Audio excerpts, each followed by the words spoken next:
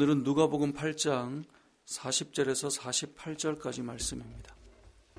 우리는 어제 말씀에서 이 귀신 들린 사람이 예수님께 나와 나를 괴롭게 하지 마십시오 라고 말할 때 예수님은 우리의 인생을 괴롭게 하는 분이 아니라 그 사람이 예수님을 만나고 귀신이 떠나가고 나니 정신이 온전해지고 또 치유되고 회복되는 일이 일어났다라고 하는 것을 보았습니다. 그러니까 우리는 주님을 만날 때 괴로운 것이 아니라 회복되고 주님을 만날 때 우리가 온전해진다라고 하는 것을 어제 보았었는데요. 오늘 본문에서도 마찬가지로 예수님을 통해 회복되는 두 사람이 등장합니다. 어제 말씀에서 예수님 이제 떠나가 주십시오 이렇게 말하지 않았습니까? 그런데 오늘 본문에 보니까 그렇게 해서 떠나왔더니 돌아오는 그 자리에 기다리던 사람들이 있었고 예수님을 환영했다라고는 40절에서 시작하면서 회복되는 두 사람이 등장하는데 첫 번째는 회당장 야이로의 딸이었고요. 두 번째는 12년 동안 혈루병으로 부정한 여인으로 그렇게 고통받고 또 치유가 필요했던 여인이 회복되는 일이 일어납니다. 이 두 사건을 성경은 사실 겹쳐놓고 있지만 우리가 오늘 내일 이 두 사건을 좀 나눠서 좀 보려고 하는데요. 먼저는 12년 동안 혈루병을 앓았던 여인입니다. 이 사건이 어떻게 중첩되어 있냐면 여러분 아시는 것처럼 회당장 야이로가 딸이 죽어갈 만큼 중병에 걸려서 예수님께 나오죠. 그래서 우리 딸을 좀 고쳐주십시오. 그렇게 간청할 때 예수님께서 허락하여 그 회당장 야이로의 집으로 가게 됩니다. 그렇게 가는 동안 수많은 무리들이 함께 따라가게 되었고 그리고 12년 동안 혈루병으로 고생한 여인이 이 상황에 등장하게 됩니다. 12년 동안 혈루병에 그냥 고생한 것이 아니라 마가복음 5장에 보면 이 여인은 이 병을 고치기 위해 어떻게든 이 병을 고치기 위해 수많은 의사들을 찾아다녔고 또 이 부정한 병이었기 때문에 사람들과의 관계도 점점 많이 끊어져 가는 그래서 홀로 될 수밖에 없고 외로울 수밖에 없는 그런 긴 인생의 시간을 어둠의 시간을 또 외로운 시간을 또 아픔의 시간을 보냈던 여인이었다라는 것을 우리가 알 수 있게 되죠. 그런데 이 여인이 수많은 의사들을 만났지만 고치기는커녕 자신의 경제적인 어려움은 더욱더 깊어져 갔고 또 사람들로부터 더욱더 어려움만 겪었다는 것을 알게 되는데요. 결국 이 여인이 무엇을 결심합니까? 예수님께서 이 지역에 오신다고 하니 예수님께로 나아가 봐야 되겠다. 이것이 이 여인이 가졌던 마음이었습니다. 그래서 오늘 본문에 보니까 여인이 부정한 여인이기 때문에 사실 사람들과 부딪히거나 닿거나 하는 것은 용납되지 않는 일이었습니다. 그럼에도 불구하고 이 여인은 그 모든 것들을 뒤로 한 채 예수님을 만나는 것만이 유일한 희망이다라는 그 마음으로 예수님께 나오게 됩니다. 우리가 잘 아는 것처럼 많은 무리들이 있었기 때문에 이 여인이 예수님의 옷자락에 손을 댄다라고 하는 것 결코 쉬운 일이 아니었을 것입니다. 어찌 보면 우리가 이런 거 아니겠어요? 예수님께 나아가기만 하면 해결되겠지라고 하고 나아가는데 앞에 여러 가지 장애물이 많은 거죠. 그럼에도 불구하고 예수님께 나아가 손을 대게 됩니다. 결국 이 여인이 주님께로 받았던 말씀이 무엇입니까? 48절에 보니까요. 딸아 내 믿음이 너를 구원하였으니 평안히 가라. 오늘 본문에서 알 수 있는 것은 믿음이 무엇인가라고 하는 것을 알 수 있는 내용입니다. 그러니까 병을 고쳤다. 이제 이런 치유의 역사가 경험될 수 있지만 우리가 이 말씀을 통해 주님이 마지막으로 하셨던 너의 믿음이 너를 구원했어 라고 했기 때문에 믿음이 무엇인지를 알 수 있는 내용이죠. 믿음이 무엇입니까? 여러 가지 장애물도 있고 여러 가지 방해되는 것이 있지만 주님께 나아가면 해결된다라고 하는 이 여인의 마음, 이것이 바로 믿음입니다. 믿음이라고 하는 것은 여러 가지 조건이 좋지 않고 상황이 어렵지만 주님만이 소망이다라고 하는 마음으로 나아가 그 손을 대려고 하는 그 모습이 믿음이라는 것입니다. 그리고 우리의 삶도 마찬가지입니다. 여러분, 믿음이라고 하는 것은 둘러 앉아가지고 여러 가지 우리가 믿음에 대한 내용을 이야기하는 것이 아니라 먼저는 주님 앞에 하나님께서 우리 안에 어떻게 역사하실 수 있는가에 대한 그 행동이, 그 액션이 있는 것이 믿음 아니겠습니까? 그러니까 믿음이라고 하는 것은 결국은 행위로 나타날 수밖에 없죠. 그게 야고보서의 말씀 아닙니까? 야고보서는 믿음이 있다면 그 믿음은 행동으로 나타날 수밖에 없다라는 거예요. 믿음은 결국은 우리의 삶으로 열매로 나타나게 되는 거죠. 오늘 본문에 등장하는 이 여인 역시 예수님께서 너의 믿음이 너를 구원했다라고 할 때 이 믿음의 모습은 예수님께 손을 대기 위해 나아가는 그 모습으로 보여지는 것입니다. 우리의 믿음도 결국은 보여지고 나타나겠죠. 또 한 가지가 있습니다. 오늘 본문에 등장하는 이 여인을 향하여 주님께서 누가 손을 댔는지 관심도 없어요. 사람들은. 베드로도 예수님 사람이 이렇게 많은데 누가 손을 댔다는 게 말이 됩니까? 부딪혀도 얼마나 많이 부딪혔겠어요. 그런데 예수님께서 그게 아니다. 그게 아니다.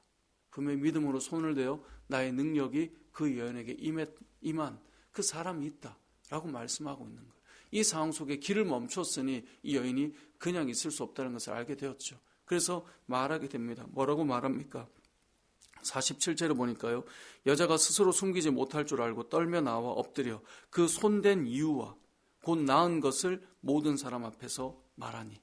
자, 오늘 이 본문에서는요. 우리가 믿음이 무엇인가를 흔히 모든 장애를 다 뒤로하고 손을 대었던 이 여인의 그 마음, 예수님의 옷에만 손을 대어도 내가 낫겠다라고 하는 그 마음, 그것만을 말하고 있지 않고요. 오늘 본문에 보니까 이 여인이 했던 또 다른 행동을 오늘 본문은 기록해주고 있어요. 그게 뭐냐면 예수님의 옷자락에 손을 댄 이유가 무엇인지를 이 여인이 설명하고 있다는 것을 알려주고 있어요. 그럼 믿음은 무엇일까요? 우리가 믿음은 그냥 이렇게만 하면 되겠지라고 하는 막무가내식의 나아감만을 가지고 있는 것이 아니라 이 여인이 왜 내가 주님 앞에 나아가는지에 대한 그 손을 댔던 이유를 설명하고 있어요. 여러분, 믿음이라고 하는 것은요, 그냥 무작정 가는 거야. 여러분, 이건 믿음이 아니에요. 그건 이 막무가내의 자신만의 신념일 수 있어요. 그런데 내가 왜 그렇게 하는지에 대한 이유를 담고 있을 때 그 믿음은 정리가 되는 거예요. 예를 들어 우리가 새벽 예배를 나와요. 새벽 예배를 나오는 것도 마찬가지예요. 누군가가 가던 길을 멈추고 너 왜 이러고 있니? 라고 말할 때 여러분이 왜 오늘 날씨도 굳잖아요. 딱 나오는데 이게 맑은 날씨가 아니면 항상 그런 생각이 들잖아요. 새벽에 나오실 때 힘들겠다. 근데 이러한 날씨에도 내가 왜 새벽에 나아가는가? 여러분, 그런 이유들이 있잖아요. 내가 지금 이런 상황에도 나는 왜 이렇게 행동하는가? 여러분, 그것이 우리의 믿음을 담아내는 다 이유예요. 여러분, 신앙생활을 할 때요, 여러 가지 굳은 일들을 우리가 겪을 때가 있고요. 신앙생활을 할 때 여러 가지 힘겨운 자리에 내가 서야 될 때가 있어요. 신앙생활을 할 때요, 내가 생각하지 못한 그 일들을 겪어내야 될 때가 있고요. 신앙생활을 할 때 내 생각은 이거였는데 그렇지 않은 상황에서 내가 서야 될 그러한 시간들이 찾아올 때가 있단 말이죠. 그러한 때에 내가 왜 이렇게 하는가? 그 이유가 결국 우리의 믿음의 내용을 담고 있는 거예요. 여러분, 사람이 자기의 기분과 감정과 또 그 상황의 즉흥적인 판단으로 살아갈 수가 없잖아요. 어떤 일이 일어났을 때 나는 왜 이렇게 해야 될까? 결국 그것이 다 믿음과 작용되어 있는 일들이에요. 이러한 상황 속에서 왜 나는 이 걸음을 선택했는가? 그게 결국은 내 믿음을 담아내는 것이에요. 상황과 환경은 다 다양하고요. 어려울 수 있고요. 때로는 나를 꺾어낼 수 있는 일들이 내 앞에 온단 말이죠. 그런데 오늘 본문의 여인을 보십시오. 내가 왜 손을 대었는가? 그 이유를 지금 말하고 있고요. 또 한 가지, 그 다음 뭐라고 말합니까? 곧 나은 것을 모든 사람 앞에서 말하니.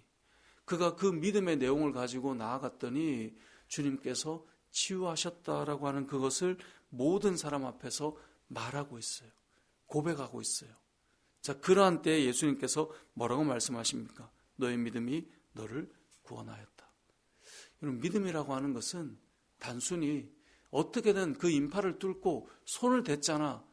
그래서 내가 그 믿음 때문에 나았어라고 그냥 돌아가는 게 아니에요. 잘 보면요, 이 믿음에는 결국은 내가 왜 그렇게 했는가가 담겨 있게 되고요. 그리고 그 믿음의 역사를 사람들 앞에서 고백하고 있는 것이 그 전체가 믿음인 거예요. 우리가 예수님 앞에 나와서 우리의 병을 좀 고쳐주십시오. 이 10명의 나병 환자들의 이야기를 아실 겁니다. 10명의 나병 환자가 주님 앞에 나와서 고쳐달라고 외칠 때 제사장에게 가라고 말하거든요. 그렇게 해서 이들이 가는 중에 낫게 돼요.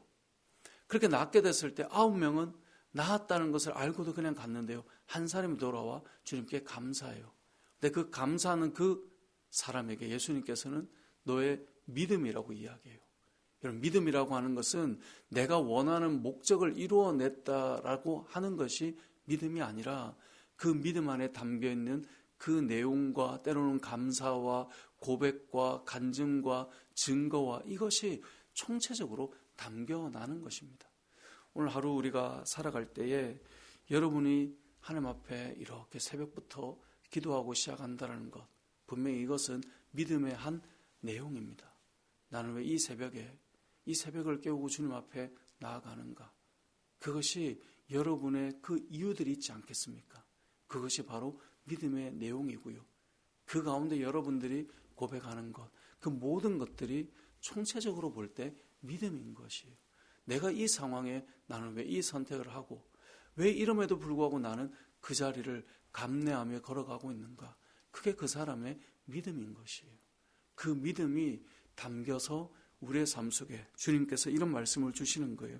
너의 믿음이 너를 구원하였으니 평안히 가라. 오늘 이 새벽에 모인 저와 여러분이 내가 왜 이렇게 살아가고 있는가? 내가 왜 이러한 자리에 서 있는가?